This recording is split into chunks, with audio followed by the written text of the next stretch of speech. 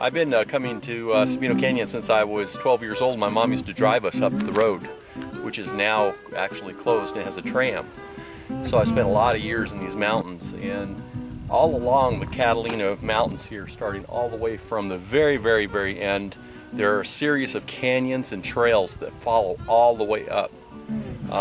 Here in Sabino Canyon, you start off pretty much going up the main road out of the parking lot, and to the left you're going to start running into the trails that will take you up into Espero Canyon, Rattlesnake Canyon, there's a climb up in there that people do, which is probably one of the steeper areas on the hikes that you're going to go to. Other trailheads and parking areas all the way down. How many miles of trails would you estimate around here? Hundreds and hundreds. Some of them are canyon hiking, and then some of them are ridge hiking. And so you start off Espero, and then you go into Rattlesnake, and then you hike the road, and they'll take you down into actual Sabino Canyon, where the riparian, the main stream is. And Sabino Creek meets up down here with down here in this riparian area down in here with a stream that comes out of Bear Canyon.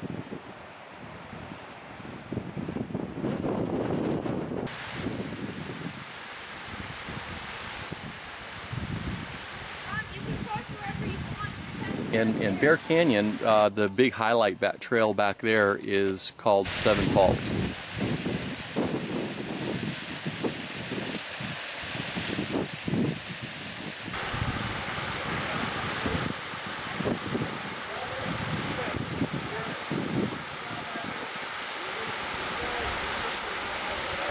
And Seven Falls is really, I think it's one of the more underestimated sites. Yeah, it's from the parking lot, it's 4 miles one way. Stream crossing on that one. Oh. So that one there, you got to have just some good shoes to get wet.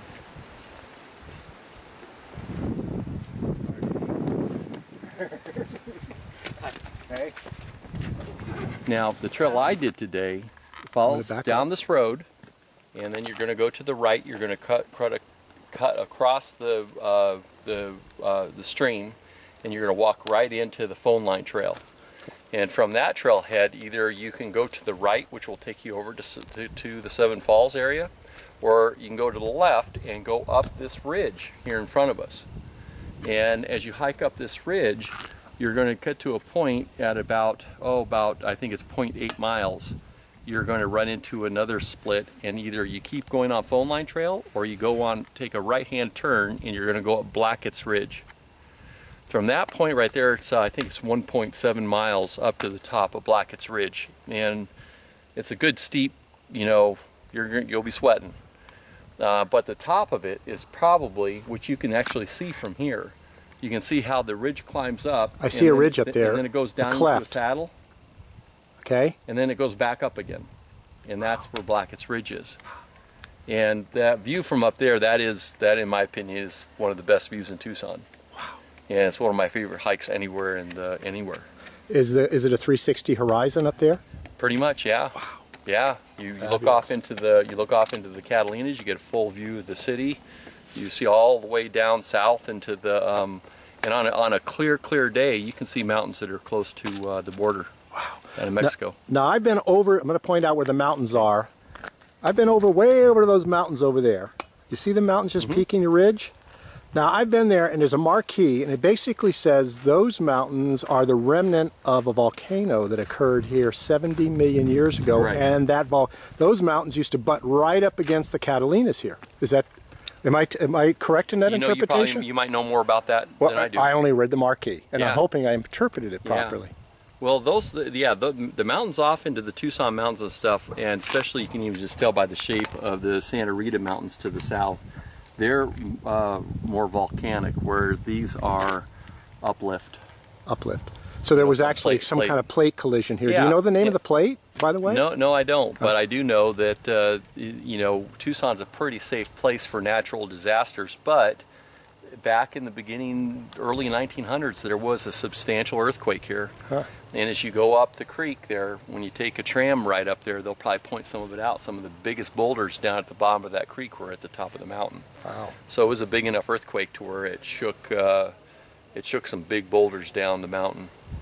So, but that was the last time, was the beginning of the 20th century. Yeah, and it's something you just don't experience. We have a pretty stable place here. We're nothing like California or Southern California. Well, with all the Adobe architecture, we're very fortunate that it is stable. Oh, totally.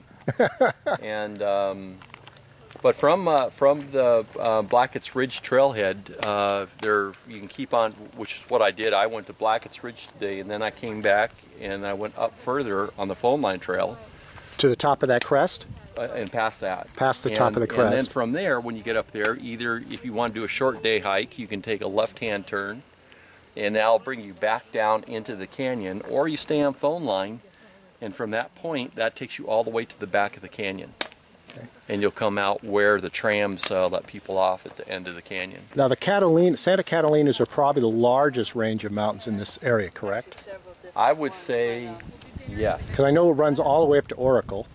So that's about 30. Well, if you look at it on a map, they're almost like a pyramid kind of shape. You have this two ends of it here, and then straight to the north, it runs out towards Oracle there, and it's more of a cone pyramid type setup. Wow. When you look at a map or look at I think in the visitor center, they even have a little display. Now you said you've been hiking this since you were a kid, so you're native. Pretty much. I moved here when I was a year old. Yeah. Wow. My father was a geologist. Wonderful. And are you a scientist yourself? Nope. In fact, my family is geology. My brother and my dad were VP of vice presidents of mining companies. And luckily, I turned out to be the black sheep. I know, because you're an environmentalist and ecologist, right?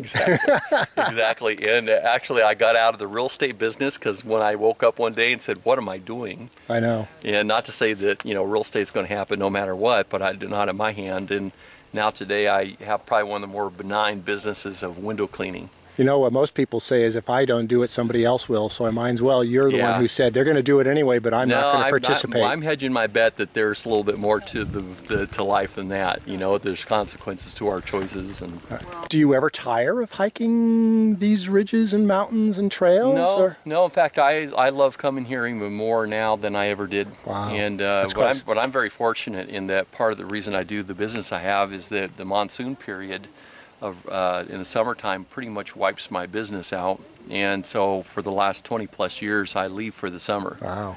And last summer I spent 3 months in Alaska. And every summer I go up to north, I head way north and go experience some pretty mind-boggling stuff. Wow. And so I gotta get out of here for the heat.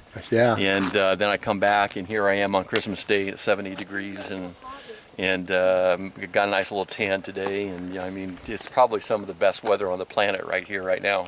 Yeah, would you agree with the statement that when we look around here, we're actually seeing God? Well, for me, God manifests itself in many ways, and I think that it's real interesting. I think for the human body to exist, and this is something science has proven, you have to have contact with either people or the planet, and the body has to have that, and it's proven that babies that aren't nurtured will die. Well, you wonder about our future colonization of space and what's happening to the astronauts in the ISS, for instance. They're not touching the ground, and we know that they have to go to extraordinary lengths to keep themselves healthy as a result. So maybe there's some truth in that. It's funny you're asking me this, because I met a woman here in Sabino Canyon one day hiking, and I hung around her. She was in town for a couple, 3 weeks, and she was very active in the shuttle program. She knew all the first shuttle that blew up. She knew all the astronauts, and she knows the whole deal. And what she told me was that right now, any thought of humans going to Mars, and they won't tell you this because if people knew this, the money flow would stop. Right. But right now, we can't send anybody to Mars, because the human body cannot survive outside the magnetic pull of the Earth. It's called the Gaia principle, where everything on the planet is one organism. Which means if we ever do travel in space, we're going to have to find a way to take more of the Earth with us, aren't we? That's the project she was working on. Yeah. And they're actually, believe it or not, they're in this kind of funny how this conversation's swinging around here. Yeah. Is that the place that they're looking is how does the human body, what receptors in the human body pull chi out of there? And they're going to have to replicate that So before we can get people there in this form. That's interesting. So you would say that one of the things that comes out of coming to the Catalina Mountains and to this valley is that you connect with the earth and it vitalizes you and refreshes you and makes you stronger. Let me guess your age. You look about 50, but you're really 175 years of age because you spent so much time in these mountains, right? Right.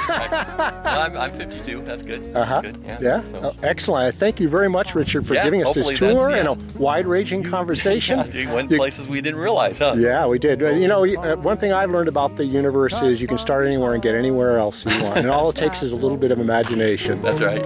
Cool. Depths of blue, draw them here, plunging down into the air. Stepping stones draw ever near.